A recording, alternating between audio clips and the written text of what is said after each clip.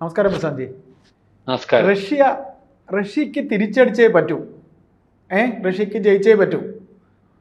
Vladimir Putin എന്താണ് ചെയ്യാൻ പോകുന്നത്, അതായത് റഷ്യ എന്താണ് ചെയ്യാൻ പോകുന്നത് എന്ന് ലോകരാഷ്ട്രങ്ങൾ ഉറ്റുനോക്കുകയല്ലേ?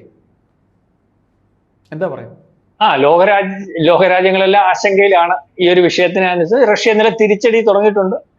അത് യുക്രൈനെ മാത്രമാണ്. ബാലിസ്റ്റിക് മിസൈൽ ഉപയോഗിച്ച് തിരിച്ചടി തുടങ്ങി, വലിയ പ്രത്യാക്രമണം നടക്കുന്നു എന്ന് പറഞ്ഞ റിപ്പോർട്ടുകൾ വരുന്നു. അപ്പൊ ഇന്നലെയോട് 7 ബില്യന്റെ നഷ്ടം, അതൊക്കെ ഇപ്പൊ എല്ലാവരും പറഞ്ഞിട്ടുണ്ടാവും. യുദ്ധവിമാനങ്ങളുടെ നഷ്ടം, ബോംബർ വിമാനങ്ങളുടെ നഷ്ടം, ബേസുകളുടെ നഷ്ടം, റഷ്യക്ക് ഈ ലോകത്ത് ഏറ്റവും വലിയ സൈനിക ബലമുള്ള രാജ്യത്തിന് ഇത്രയും ചെറിയ രാജ്യത്തിന്റെ ഭാഗത്തു നിന്ന് ഉണ്ടായ ആഘാതം, ഇതൊക്കെ റഷ്യക്ക് വലിയൊരു നാണക്കേടിലേക്കാണ് നിൽക്കുന്നത്. അപ്പം റഷ്യ അതിനെ അതിജീവിക്കാൻ എന്ത് ചെയ്യും എന്നുള്ള രീതിയിലേക്കുള്ള ഒരു ചോദ്യവുമായിട്ടാണ് ലോകം നിൽക്കുന്നത്. ലോകം വലിയ ആശങ്കയിലാണ്. കാരണം ഇതിനകത്ത് ഫ്രാൻസിന്റെ കൈ മനസ്സിലായിട്ടുണ്ട്, ജർമ്മനിയുടെ കൈ മനസ്സിലായിട്ടുണ്ട്. അമേരിക്കൻ പ്രസിഡന്റ് ഒരുപക്ഷെ ഇയാൾ വട്ടനാണെന്ന് പറഞ്ഞതിന് ശേഷമാണ് ഈ ആക്രമണം നടന്നിട്ടുള്ളത്. അപ്പൊ 1.5 കൊല്ലം കൊണ്ട് പ്ലാൻ ചെയ്ത ഒരു സ്പൈഡർ വെബ് എന്ന് പറയുന്ന രഹസ്യാന്വേഷണ വിഭാഗം ആയിട്ടുള്ള യുക്രൈൻ രഹസ്യാന്വേഷണ വിഭാഗമായിട്ടുള്ളവർ അവിടെ കയറി അവരുടെ തന്ത്രപ്രധാനമായ സ്ഥലങ്ങളിൽ നടത്തിയ ഒരു ഓപ്പറേഷൻ ആണിത്. 1.5 കൊല്ലം കൊണ്ട് പ്ലാൻ ചെയ്യുന്നു. അത് പ്ലാൻ ചെയ്ത് ഇവിടെ റഷ്യയിലാണെന്ന് പറയുമ്പോൾ റഷ്യയുടെ രഹസ്യാന്വേഷണ സംവിധാനം എന്ത്, അല്ലെങ്കിൽ അമേരിക്കൻ രഹസ്യാന്വേഷണ സംവിധാനം, ഈ പറഞ്ഞ ഇസ്രായേലിന്റെ രഹസ്യാന്വേഷണ സംവിധാനത്തെ പറ്റി അതിനെക്കാട്ടിലൊക്കെ വലിയ രഹസ്യാന്വേഷണ സംവിധാനം വന്ന ഈ പറയുന്ന റഷ്യയുടേത്, അത് കണ്ടുപിടിക്കാൻ റഷ്യക്ക് കഴിയുന്നില്ല. അപ്പൊ റഷ്യയെ എല്ലാ രീതിയിലും ചോദ്യം ചെയ്യുന്ന രീതിയിലേക്ക് വന്നിരിക്കുകയാണ്. കാരണം ഇപ്പൊ പറയുന്ന ലോകത്ത്, അല്ലെങ്കിൽ ഈ പറയുന്ന ഇന്റർനാഷണൽ മാധ്യമങ്ങൾ ചർച്ച ചെയ്യുന്ന നാളെ കാലത്ത് ഇവർക്ക് ബോംബറുകളില്ല, അപ്പം അണുവായുധം പ്രയോഗിക്കാൻ സാധ്യതയില്ല, ആ രീതി നശിപ്പിച്ചു, അല്ലെങ്കിൽ പ്രതിരോധ സംവിധാനം നശിപ്പിച്ചു, ബേസുകൾ നശിപ്പിച്ചു, അല്ലെങ്കിൽ ഇനിയും ഇവർക്ക് ഫ്ലൈറ്റുകൾ ഉപയോഗിക്കാൻ പറ്റത്തില്ല എന്നുള്ള രീതിയൊക്കെയുള്ള വർത്തമാനമായി. കാരണം ഒരു നാശം വന്നാൽ, ഒരു പ്രശ്നം വന്നാൽ പിന്നെ വർത്തമാനം പറയുന്നതിന് വലിയ കുഴപ്പമൊന്നുമില്ലല്ലോ. നമ്മളറിയത്തില്ലേ, വർത്തമാനം പറഞ്ഞാൽ അത് തീർക്കുമല്ലോ. ഇത് തെളിയിക്കേണ്ടതായിട്ട് വന്നു അയ്യപ്പദാസേ. റഷ്യക്ക് ഞങ്ങൾക്കൊന്നും പറ്റിയിട്ടില്ല എന്ന് തെളിയിക്കേണ്ടതായിട്ട് വന്നു. മാത്രവുമല്ല, റഷ്യക്ക് യുക്രൈനുമായിട്ടുള്ള യുദ്ധം ഉണ്ടാക്കി കൊടുത്തത് യൂറോപ്യൻ യൂണിയൻ അല്ലെങ്കിൽ യൂറോപ്യൻ രാജ്യങ്ങളാണെന്നും നാറ്റോ രാജ്യങ്ങളാണെന്നും അമേരിക്കയാണെന്നും, ഇത് ഈ പറയുന്ന സായിപ്പന്മാരുടെ ആധിപത്യം പഴയതുപോലെ സ്ഥാപിക്കുന്നതിന് വേണ്ടിയാണെന്നും ഉള്ള കാര്യം വളരെ കൃത്യമായിട്ട് പുടിൻ അറിയാം. പുടിനെ ഇപ്പൊ പെടുത്തിയിരിക്കുകയാണ്. പുടിന് സാമ്പത്തികമായിട്ട് വലിയ പ്രശ്നത്തിലാണ്. ഓരോ ദിവസം കഴിയുമ്പോഴും പുടിൻ ഉപരോധം ഏർപ്പെടുത്തുകയും, അല്ലെങ്കിൽ ഓരോ ദിവസവും ഈ യുദ്ധം ഇങ്ങനെ നീണ്ടു പൊക്കൊണ്ടിരിക്കുന്നത് കൊണ്ടും പുടിൻ എന്ന് പറയുന്ന രാജ്യത്തിന് ഉണ്ടാകുന്ന പ്രശ്നം, അല്ലെങ്കിൽ ഈ പാശ്ചാത്യ രാജ്യങ്ങൾ ഒന്നിച്ചു നിന്നിട്ട് ഈ അവരുടെ മേൽക്കോയ്മയ്ക്ക് വേണ്ടി, അല്ലെങ്കിൽ യൂറോപ്യൻ രാജ്യങ്ങൾക്കും സായിപ്പിനും അമേരിക്കയ്ക്കും എന്നും ലോകത്തിന്റെ നെറുകയിൽ നിൽക്കുന്നതിനും മറ്റു രാജ്യങ്ങളെ ഇല്ലായ്മ ചെയ്യുന്നത്, അതിനകത്ത് പ്രധാനമായിട്ടും അതിനെതിരെ ചേരി ഉണ്ടാക്കുന്ന റഷ്യയെ പൂർണ്ണമായിട്ടും ഇല്ലായ്മ ചെയ്യുന്നതിന് വേണ്ടി ക്രിയേറ്റ് ചെയ്ത ഒരു യുദ്ധം തന്നെയാണ് യുക്രൈനെ കൊണ്ട് ചെയ്യിക്കുന്നതെന്നറിയാം. യുക്രൈനെ സംബന്ധിച്ചിടത്തോളം യുക്രൈൻ അതിനുള്ള ത്രാണിയില്ല. അതിനുവേണ്ടി ഈ പറയുന്നത് പോലെ ആദ്യ തൊട്ടേ സമ്പത്ത് കൊടുത്തും ആയുധം കൊടുത്തും ഞങ്ങളൊന്നുമില്ല, യുക്രൈൻ തന്നെ ചെയ്യുന്നതെന്നുള്ള രീതിയിൽ നിൽക്കുമ്പോൾ പലവട്ടം ജർമ്മനിയെ വിളിച്ച് റഷ്യ പറഞ്ഞതാണ്, പലവട്ടം ഫ്രാൻസിനെ വിളിച്ച് പറഞ്ഞതാണ്, ഞങ്ങൾ ഫ്രാൻസിന്റെ തലസ്ഥാനത്ത് ബാലിസ്റ്റിക് മിസൈൽ അല്ലെങ്കിൽ മിസൈൽ ഇടും, അവിടം വരെ വരുന്ന മിസൈൽ എന്റെ കയ്യിലുണ്ട് എന്നൊക്കെയുള്ള കാര്യം പറഞ്ഞതാണ്. പക്ഷെ അതൊന്നും അല്ലാതെ ഇപ്പം അവരെ തിരിച്ചടിക്കാൻ പറ്റാത്ത രീതിയിലേക്ക് ബേസുകൾ നശിപ്പിച്ചു എന്ന് വിചാരിക്കുന്ന, ബോംബറുകൾ നശിപ്പിച്ചു എന്ന് വിചാരിക്കുന്ന രീതിയിലേക്കുള്ള ഒരു ഓപ്പറേഷനാണ്. അങ്ങനെയാണ് ചർച്ച ചെയ്തുകൊണ്ടിരിക്കുന്നത്. അപ്പോ അതങ്ങനെ അല്ല എന്ന് കാണിച്ചു കൊടുക്കേണ്ട ഒരവസ്ഥ ഇന്ന് റഷ്യക്കുണ്ട്. അതുകൊണ്ട് തന്നെ റഷ്യ തിരിച്ചടിച്ചിരിക്കും. അത് യുക്രൈനെ അല്ല, യുക്രൈനെ തിരിച്ചടിച്ചുകൊണ്ടേയിരിക്കുകയാണ്. എത്രയോ കൊല്ലം കൊണ്ട് ഇപ്പൊ യുക്രൈൻ റഷ്യയും കൂടെ അങ്ങോട്ടും ഇങ്ങോട്ടും യുദ്ധം ചെയ്തുകൊണ്ടിരിക്കുന്നു, നാശനഷ്ടങ്ങൾ സംഭവിച്ചുകൊണ്ടിരിക്കുന്നു. ഇനി അവരടിക്കാൻ പോകുന്നത് 2029 നാറ്റോ രാജ്യങ്ങളെ ആക്രമിക്കുന്ന രഹസ്യാന്വേഷണ വിഭാഗമുണ്ട് റഷ്യയുടെ. അത് 2029 വരെ പോകാൻ സാധ്യതയില്ല.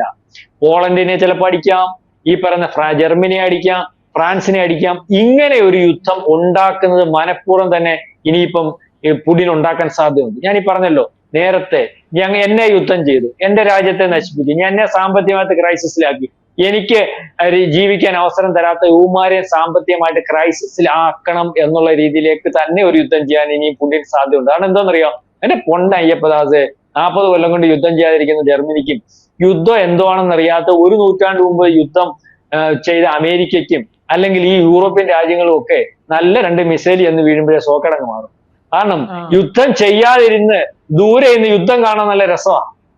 പക്ഷേ റഷ്യയുടെ അവസ്ഥ എന്താണെന്നറിയാ? റഷ്യ എന്നും ഏതെങ്കിലും രാജ്യമായിട്ട് യുദ്ധം, അവൻ യുദ്ധം ചെയ്ത് പാരമ്പര്യമുണ്ട്, അടിച്ചുകൊണ്ടേയിരിക്കും. 60-ല് ചൈന അടിച്ചിട്ടുണ്ട്, അതിനുശേഷം ഏതെങ്കിലും ഒക്കെ. അപ്പൊ അവന് യുദ്ധം ചെയ്തുള്ള പാരമ്പര്യമുണ്ട്. ഈ ചില ആൾക്കാർ ഈ നല്ല റോഡിൽ കിടന്ന് അടി ഉണ്ടാവുന്നത് നമ്മൾ അവനെ അടിച്ചിട്ട് അവന് കാര്യം അടിച്ചാൻ പോത്തില്ല, അവനെ നിന്നടി കൊണ്ടോണ്ടിരിക്കും. നമുക്ക് 2 കൊടുക്കുകയാണെങ്കിൽ നമ്മൾ അന്നേരം വീട്ടിൽ പോകും. എന്ന് വെച്ചാൽ നമുക്ക് ഈ അടി കൊണ്ട് ശീലമില്ലല്ലോ. അപ്പൊ റഷ്യക്ക് യുദ്ധം ചെയ്ത് ശീലമുണ്ട്, അമേരിക്കക്ക് യുദ്ധം ചെയ്യിച്ചാൽ ചില 1 നൂറ്റാണ്ട് മുമ്പ് കണ്ടുള്ള യുദ്ധം അവിടെ നടന്നിട്ടുള്ളൂ. ഈ പറയുന്ന ജർമ്മനിയുടെ ചാൻസലർ കഴിഞ്ഞ ദിവസം പറഞ്ഞ ദൈവത്തെ ഓർത്ത് 40 കൊല്ലം കൊണ്ട് സമാധാനത്തെ ഇരിക്കുകയാണ്, ഇനി എപ്പോ യുദ്ധം വരുമെന്ന് അറിയത്തില്ല. ഫ്രാൻസിനും അതൊക്കെയാ പരിപാടി, ആർക്കും യുദ്ധം ചെയ്ത പാരമ്പര്യം. ഇവരെ ഇപ്പം ഞാൻ പറഞ്ഞു വന്നത്, അങ്ങനെ പോകണ്ട, ഞങ്ങളെ ക്രൈസിസിലാക്കിയിട്ട് ഇയാളങ്ങനെ പോകണ്ട. നാളെ കാലത്ത് 2 മിസൈൽ അങ്ങോട്ടും ഇങ്ങോട്ടും വിടും, അപ്പോഴത്തേന് ഇവൻ എല്ലാം കൂടെ ഒന്നിച്ചു വെക്കും. നാറ്റോ രാജ്യത്ത് മിസൈൽ വീണാൽ നാറ്റോ രാജ്യങ്ങളെല്ലാം കൂടെ ഒന്നിക്കണോ? യുദ്ധം ചെയ്യണോ? അമേരിക്കക്കകത്തോട്ട്, അമേരിക്കയുടെ തന്ത്രപ്രധാനമായ സ്ഥലത്തോട്ട് ഒരു സാധനം എടുത്തു വിട്ടാൽ ഇവൻ തിരിച്ചു വിടുമായിരിക്കും. കാര്യം ശരിയാ, യുദ്ധമായോ? അമേരിക്ക നശിച്ചോ? 30 ലക്ഷം കോടി രൂപയുടെ സാമ്പത്തിക ക്രൈസിസിലെ ഇപ്പൊ അമേരിക്ക ഇരിക്കുന്നത്. യുദ്ധം കൂടെ ചെയ്താൽ അങ്ങനെ ഇരിക്കും. ഈ ട്രംപ് കിടന്ന് നമ്മൾ വിചാരിക്കുക ട്രംപിനെ വട്ടനാ പൂട്ടനാന്നൊക്കെ പറയാം. ട്രംപ് കിടന്ന് പണം പിടിക്കുന്നതിനകത്ത് കാര്യമുണ്ട്. 30 ലക്ഷം കോടി രൂപയുടെ സാമ്പത്തിക ബാധ്യത ഇപ്പൊ അമേരിക്കക്കുള്ളത് അറിയാവോ? എന്ന് വെച്ച് കഴിഞ്ഞാൽ വേറെ രാജ്യമായിട്ടാണെന്നുള്ളതല്ല, അവന് നമ്മൾ പറയത്തില്ലേ, പത്തായത്തിൽ കിടക്കുന്നിടത്ത് കൊണ്ടുകൊണ്ടിരിക്കുക, വരുമാനം ഒന്നും ഇല്ല പഴയതുപോലെ. പണ്ട് യുദ്ധം ചെയ്യിച്ചുള്ള വരുമാനം ഉണ്ടായിരുന്നു. ഇപ്പൊ ഓരോ രാജ്യങ്ങളും ഓരോ സ്വയം പര്യാപ്ത വന്നപ്പോ പഴയതുപോലെ യൂറോപ്യൻ രാജ്യങ്ങളെ പോലും പറ്റിക്കാൻ പറ്റുന്നില്ല. മനസ്സിലായില്ലേ? ഇന്ത്യ അടുത്ത് കരാറുമായിട്ട് വന്ന ആയുധക്കച്ചവടവും വലുതായിട്ട് നടക്കുന്നില്ല. അതാണ് പ്രധാനപ്പെട്ടത്. പണ്ട് 2ാം ലോകമായ യുദ്ധകാലത്ത് എല്ലാവരെയും കൂടെ അടുപ്പിച്ചിട്ട് ഒരു മൂലയ്ക്ക് മാറിയിരുന്ന് ഈ അടിച്ചതിന്റെ എല്ലാം കൂടെ യുദ്ധം ചെയ്യിച്ച് രസിച്ചല്ല കാശുണ്ടാക്കി. അങ്ങനെ അവൻ നമ്പർ 1 ആയത് അമേരിക്ക, സമ്പന്നമായത്. ഇപ്പൊ ഈ പഴയ പോലെ നടക്കുന്നില്ല. എല്ലാ രാജ്യങ്ങൾക്കും ആയുധ കച്ചവടം ഉണ്ട്. ഇപ്പൊ നമ്മളുമായിട്ട് കരാറിന് വരുവാ, നമ്മളുമായിട്ട് കരാർ പറഞ്ഞ് നമ്മളിവിടെ താഴെ ഇറങ്ങുമെങ്കിൽ ഞങ്ങൾ പറയുക ഈ താരിഫ് അവിടെ നിന്നാട്ട്, താരിഫ് ഞങ്ങൾ പറയുന്ന താരിഫിലേക്ക്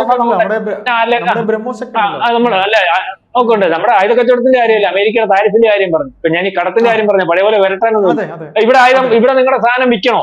ഞങ്ങൾ ഈ നിങ്ങളുടെ താരിഫിനോട്ട് നമുക്ക് 2 പേർക്ക് യോജിച്ചിരുന്ന ഒരു താരിഫ് ഉണ്ടാക്കാം എന്നുള്ള രീതിയിലേക്കായി. പഴയതുപോലെ ഈ രാജാവൊന്നുമായിട്ട് നിൽക്കുമല്ല. അപ്പൊ ആ രാജാവ് ആവാൻ വേണ്ടിയുള്ള ശ്രമത്തിനാണ് ഇപ്പം റഷ്യ പാട്ടിലാക്കുന്നു, യുക്രൈനെ പാട്ടിലാക്കി അവനെ കൊണ്ട് യുദ്ധം ചെയ്യിക്കുന്നു, അവന്റെ നാട്ടിൽ നിന്നുള്ള കാര്യങ്ങളെല്ലാം കൊള്ളയടിക്കുന്നു. ഈ പറയുന്ന ബംഗ്ലാദേശ് വന്നിറങ്ങി ബലൂചിസ്ഥാനിൽ ഇറങ്ങിയിട്ട് അവിടുന്ന് ചൈനയെ ചാടിച്ചിട്ട് അവിടെ നിന്നുള്ള ധാതുസമ്പത്തുകൾ കൊണ്ടുപോകാൻ ശ്രമിക്കുന്നു. അപ്പൊ ഇതിനൊക്കെ പണ്ടത്തെ പോലെ നടക്കുന്നില്ല. പണ്ട് അമേരിക്ക വന്ന് ചാടിയാൽ ബാക്കിയുള്ളവരെല്ലാം കൂടെ ഓടിപ്പോവായിരുന്നു. ഇപ്പൊ വന്ന് ചാടിയാൽ പഴയതുപോലെ ഓടിപ്പോകുന്നൊന്നുമില്ല. ഇപ്പൊ അതിനെ പ്രതിരോധിച്ച് നിൽക്കാൻ വേണ്ടിയുള്ള പേടിയൊന്നുമില്ല. പ്രതിരോധിച്ച് നിൽക്കാൻ വേണ്ടി രാജ്യങ്ങൾക്ക് കരുത്തായി. അപ്പൊ ആ പഴയ അവസ്ഥയിൽ കൊണ്ടുവരുന്നതിന് വേണ്ടിയുള്ള ശ്രമമാണ് നടക്കുന്നത്. ആ പഴയ അവസ്ഥയിലേക്ക് അല്ലെങ്കിൽ ഈ പഴയ അവസ്ഥയിൽ വരാതിരിക്കുന്നതിന് വേണ്ടി ശ്രമിക്കുന്ന, അല്ലെങ്കിൽ പണ്ട് തൊട്ടേ ശ്രമിച്ച എതിർചേരി നിൽക്കുന്ന റഷ്യ അങ്ങ് തീർത്ത് കളയാമെന്ന് റഷ്യ വിചാരിക്കുമ്പോൾ ഈ പുടിന്റെ ഒരു സ്വഭാവം അറിയാവോ? പുടിൻ കയറി തിരിച്ചടിക്കും. തിരിച്ചടിക്കുന്നത് ഞാനീ പറഞ്ഞതുപോലെ യൂറോപ്യൻ രാജ്യങ്ങളെയും നാറ്റോ രാജ്യങ്ങളെയും പുടിൻ കയറി തിരിച്ചടിച്ചിട്ട് ഇവരെ സാമ്പത്തിക ക്രൈസിസിലാക്കും. സാമ്പത്തിക ക്രൈസിസിലാക്കി കഴിയുമ്പോൾ ഈ പറയുന്നത് പോലെ പഴയ പോലെ ആവാൻ പറ്റത്തില്ലല്ലോ. എല്ലാവരും ഒരുപോലെ പട്ടിണിയിലാവും, എല്ലാവരും ഒരുപോലെ വിഷയമാവും. എന്റെ പറഞ്ഞ ഇപ്പൊ ഈ യുദ്ധം തുടങ്ങിയാൽ നമ്മൾ യുദ്ധത്തിൽ ഒന്നുമില്ലെന്ന് കയ്യപ്പദാസ് വിചാരിച്ചു. ഇന്ത്യ ഒന്നിലും പങ്കെടുക്കുന്നത്. ഇന്ത്യക്ക് ഈ പറയുന്ന യൂറോപ്യൻ രാജ്യങ്ങളിൽ നാറ്റോ രാജ്യങ്ങളിൽ തമ്മിൽ പ്രശ്നമായാലേ കടലിൽ കൂടെ എണ്ണ കൊണ്ടുവരണോ? നമ്മുടെ രാജ്യത്ത് നിന്ന് യൂറോപ്യൻ രാജ്യങ്ങളിൽ മൊത്തം മാനുഫാക്ചർ അല്ലെങ്കിൽ നമ്മുടെ സാധനം കയറ്റുമതി ചെയ്യുന്നില്ലയോ? അവിടെ ചില സാധനങ്ങൾ ഇങ്ങോട്ട് ഇറക്കുന്നില്ലേ? അമേരിക്കയിലെ കയറ്റുമതി ചെയ്യുന്നില്ലേ? റഷ്യയിലെ കയറ്റുമതി ചെയ്യുന്നില്ലയോ? ഈ രീതിയിലേക്കുള്ള കാര്യങ്ങൾ വരുമ്പോൾ ഇതിനെല്ലാം തടസ്സം വരത്തില്ലേ? അപ്പൊ ഇന്ത്യക്ക് ഉൾപ്പെടെ ഞാൻ ഈ പറഞ്ഞതുപോലെ സാമ്പത്തിക രാജ്യങ്ങൾക്ക് കുഴപ്പം വരും, സാമ്പത്തികമായിട്ട് കുഴപ്പം വരും. ഞാനിപ്പോ മുമ്പ് പറഞ്ഞില്ലേ, നമ്മുടെ ക്രയവിക്രയങ്ങളും മാനുഫാക്ചർ സാധനം ചെയ്യുന്ന സാധനം അങ്ങോട്ട് ഇറക്കാനും അവിടെ നിന്നുള്ള സാധനം ഇങ്ങോട്ട് കൊണ്ടുവരാനും എല്ലാ രീതിയും. അപ്പൊ ലോകത്ത് ഇത്തരത്തിലൊരു യുദ്ധത്തിലേക്ക് വന്നാൽ ലോകം മൊത്തം ക്രൈസിസിലാവും. ഒരു 3-4 ലോക മഹായുദ്ധം എന്നൊക്കെ പറയാൻ പറ്റും. അതിനൊക്കെ ആ സമയത്ത് ചൈനക്കാരൻ കയറി അവിടെ തായ്വാൻ പിടിക്കാൻ പോകും. റഷ്യ അല്ല ഞാൻ പറഞ്ഞ ഇറാനെ കയറി അടിക്കാൻ ഇസ്രായേൽ നോക്കും. നമുക്ക് വേണേ പാകിസ്ഥാന്റെ ബാക്കി കാര്യങ്ങൾ ഫിനിഷ് ചെയ്യാൻ നമ്മൾ നോക്കും. അപ്പം ഏഷ്യയിൽ ബാക്കി പല അറേബ്യ രാജ്യങ്ങൾ അങ്ങോട്ടും ഇങ്ങോട്ടും ഇപ്പം ഹൂത്തികൾ കയറി വേണമെങ്കിൽ സൗദി അറേബ്യ അടിക്കും. അപ്പൊ ആ രീതിയിലേക്ക് ഇതൊരു ഉത്സവപ്പറമ്പിൽ അടി പോലാവും. മലയാള അമ്പലം എന്ന് പറഞ്ഞൊരു അമ്പലമുണ്ട് ഇവിടെ. അവിടെ അടിയെന്ന് പറഞ്ഞാൽ എങ്ങനെയാണെന്നറിയോ? ഏതെങ്കിലും ഒരുത്തനെ ചെള്ളക്ക് അടിച്ചാല് അടുത്ത് നിൽക്കുന്നവനും കടിക്കും. സത്യം. ഞാൻ അയ്യപ്പദാസിന്റെ അടുത്ത് നിൽക്കാൻ നമ്മൾ തമ്മിൽ ഉടക്കുണ്ടാവുമെന്ന് വെച്ചു. അയ്യപ്പദാസിന്റെ ചെള്ളക്ക് ഞാനൊരു അടി അടിച്ചാൽ അപ്പുറത്ത് നിൽക്കുന്ന ഒറ്റ അടി കൊടുത്തിട്ട് അവന് കാര്യമൊന്നും അറിയണ്ട, അവനെ കടിക്കുക. അങ്ങനത്തെ ഒരു അമ്പലം ഉണ്ട് ഇവിടെ, മലനിറ എന്ന് പറയുന്നത്. പെരുവടിച്ച് വന്നത് എല്ലാവർക്കും അറിയുന്നത്. അവിടെ അടി നടക്കുന്നത് അങ്ങനെ. അപ്പൊ അടിയെല്ലാം കഴിഞ്ഞിട്ട് ഇവർ ചോദിക്കുക എന്തോരം അടിക്കുക, അത് അവർക്കറിയത്തില്ല എന്ന് പറയുന്നതൊക്കെ. യുവമാരെല്ലാം കൂടെ തമ്മിത്തല്ലാവും. ലോക രാജ്യങ്ങൾ മൊത്തം കൂടെ ഈ വിഷയം വന്നിട്ട് തമ്മിത്തല്ലായി കഴിഞ്ഞിട്ട് അവസാനം എല്ലാവരും 2ാം ലോകമായതിനു ശേഷം ഒരു ക്രൈസിസിലേക്കും അല്ലെങ്കിൽ പഴയ 50 കൊല്ലത്തിലേക്കും പുറകോട്ടൊക്കെ പോകും. റഷ്യ വിചാരിക്കുന്നത് ഇവനൊക്കെ എന്നെ എന്തായാലും പാട്ടിലാക്കുമല്ലേ, അത് നടക്കട്ടെ, ആ രീതിയിലാക്കട്ടെ. ഇപ്പൊ ഈ ഒരു അടിക്ക് ഒരു തിരിച്ചടി ലോകം മൊത്തം പ്രതീക്ഷിക്കുന്നുണ്ട്. ആണവായുധം പ്രയോഗിക്കുമെന്നൊന്നും എനിക്ക് തോന്നുന്നില്ല ആദ്യത്തെ ഘട്ടത്തിൽ. അവർക്ക് ഇവർ പറയുന്ന പോലെ അവരുടെ ബോംബർ വിമാനം 10 തകർത്താലോ, അല്ലെങ്കിൽ ഇനിയും ഈ പറയുന്ന പാകിസ്ഥാന്റെ ബേസ് പോയ പാകിസ്ഥാന് പൊങ്ങാൻ പറ്റാത്ത പോലെ പൊങ്ങാൻ പറ്റാതിരിക്കുന്ന രാജ്യമൊന്നുമല്ല. അവർക്ക് ആണവ ആവശ്യം പോലെ കപ്പലുകളുണ്ട്, ആണവ അന്തർവാഹിനികളുണ്ട്, അതുപോലെ എയർ ടു നിന്ന് തൊടുക്കാൻ പറ്റുന്ന വലിയ വലിയ വിമാനങ്ങളുണ്ട്. ഈ ശീതയുദ്ധകാലത്ത് തന്നെ അവർ മേടിച്ചിട്ടുള്ള യുദ്ധക്കോപ്പുകൾ എവിടെ ഇരിക്കുവാന്ന് പോലും അറിയത്തില്ല. ലോകത്തിൽ ഏറ്റവും കൂടുതൽ അല്ലെങ്കിൽ ഏറ്റവും വലിയ യുദ്ധ സംവിധാനവും ഏറ്റവും റേഞ്ചിൽ പോകുന്ന മിസൈലുകളും വളരെ വലിയ അപകടമുള്ള ഈ പറയുന്നത് പോലെ ഓർഷനിക് മിസൈൽ, അതായത് ഓർഷനിക് മിസൈൽ പോലും അവർക്കുണ്ട്. ഓർഷനിക് മിസൈൽ പ്രയോഗിക്കുമോ എന്നുള്ള ഒരു ആശങ്കയിലാണ് ഇപ്പോൾ യൂറോപ്യൻ രാജ്യങ്ങൾ അല്ലെ നാറ്റോ രാജ്യങ്ങൾ. അത് പറഞ്ഞിട്ടുണ്ട് ഫ്രാൻസ്, നിന്റെ തലയ്ക്ക് ഞങ്ങൾ കൊണ്ടിടും, തലസ്ഥാനം വരെ വരുന്ന സാധനം ഇവിടെ ഇരിപ്പുണ്ട്. ഇപ്പൊ അവിടെ ഡെവലപ്പ് ചെയ്തേക്കുന്ന ഏറ്റവും അടുത്ത ദിവസങ്ങളിൽ നമ്മുടെ ഇവിടെ വെച്ച് ഡെവലപ്പ് ചെയ്യാൻ വെച്ചേക്കുന്ന 34,000 കിലോമീറ്റർ ആ റേഞ്ച്. ഓടുത്തോം തൊടുത്ത എവിടം വരെ ചെല്ലുമെന്ന് ആലോചിച്ച് നോക്കിയാൽ. അപ്പൊ അതിനകത്ത് മാത്രമല്ല സാത്താൻ എന്ന് പറയുന്നത്. ഇത് കൺക്ലൂഡ് ചെയ്യുമ്പോൾ എങ്ങനെ പറഞ്ഞുകൊണ്ട് നമുക്ക് റഷ്യയുടെ ഈ ഒരുക്കത്തെ, തിരിച്ചുള്ള അടിയെക്കുറിച്ച് എങ്ങനെ പറഞ്ഞുകൊണ്ട് നമുക്ക് ഈ സംസാരം അവസാനിപ്പിക്കാം? അല്ല, അതിപ്പോ റഷ്യയുടെ തിരിച്ചടി എങ്ങനെ ആയിരിക്കും എന്നുള്ള കാര്യത്തെ പറ്റി ഞാൻ ഈ പറഞ്ഞു വന്നത്. സാത്താൻ എന്ന് പറയുന്ന മിസൈലുണ്ട് 18,000 കിലോമീറ്റർ, അതിനെ സാത്താൻ എന്നാ വിളിക്കുന്നത്, അതിന്റെ പേര് യഥാർത്ഥത്തിൽ അങ്ങനല്ല. അപ്പൊ അങ്ങനത്തെ പല സൂപ്പർ സോണിക്കും അല്ലെങ്കിൽ മറ്റു രീതിയിലൊക്കെ വലിയ വലിയ മിസൈലുകൾ ഉള്ള, അല്ലെങ്കിൽ എത്രത്തോളം ഉണ്ടെന്ന് ലോകത്തിന് അറിയാൻ പറ്റാത്ത, ഏതെല്ലാം സംവിധാനങ്ങൾ ഉണ്ടെന്ന് അറിയാൻ പറ്റാത്ത, അല്ലെങ്കിൽ ആണവായുധത്തിന് എത്ര എണ്ണത്തിലുണ്ടെന്ന് അറിയാൻ പറ്റാത്ത, എത്രയ്ക്ക് വലിയ പ്രകടനശേഷിയിലുള്ള ആണവായുധം ഉണ്ടെന്ന് അറിയാൻ പറ്റാത്ത വലിയൊരു രാജ്യമാണ് റഷ്യ. അപ്പൊ ആ രാജ്യം എന്ത് ചെയ്യും, എങ്ങനെയാകും അവന്റെ കരുത്ത്, അവന് പറ്റിയ ക്ഷീണം തിരുത്താൻ പോകുന്നത് എന്നുള്ളതിനെ പറ്റി ആശങ്കയിലാണ് ലോകരാജ്യങ്ങൾ. അതൊരു 3ാം ലോക മഹായുദ്ധത്തിലേക്ക് കലാശിക്കുമോ എന്നുള്ള രീതിയിലേക്കൊക്കെ ഉറ്റുനോക്കിക്കൊണ്ടിരിക്കുകയാണ്. അതുകൊണ്ട് തന്നെ റഷ്യക്ക് ജയിച്ചേ മതിയാവൂ. റഷ്യയുടെ തിരിച്ചടി അല്ലെങ്കിൽ റഷ്യയുടെ പറ്റിയ ക്ഷീണം എങ്ങനെ മേക്കപ്പ് ചെയ്യും എന്നുള്ളതിനെ പറ്റി കണ്ടു തന്നെ അറിയേണ്ടിയിരിക്കും.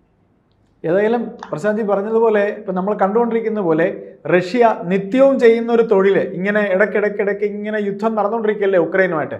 അപ്പോൾ അവരൊരു മിഷൻ പോലെ ഇങ്ങനെ യുദ്ധം അവരെ പടയാളികൾ ചെയ്തുകൊണ്ടിരിക്കുകയല്ലേ. അപ്പോൾ ഈ തിരിച്ചടിക്കുന്നത് അവർക്ക്, ഈ ഒപ്പം നിന്ന് ചൊറിഞ്ഞവർക്ക് ഒരു പിന്നെ എന്താ പറയുക, യുദ്ധം ചിലപ്പോൾ തുടങ്ങുന്ന പേടിയായിരിക്കുമ്പോൾ റഷ്യ തന്നെ തിരിച്ച് നല്ല ഒന്നൊന്നര മറുപടി നൽകുമെന്ന് തന്നെ കരുതാം അല്ലേ?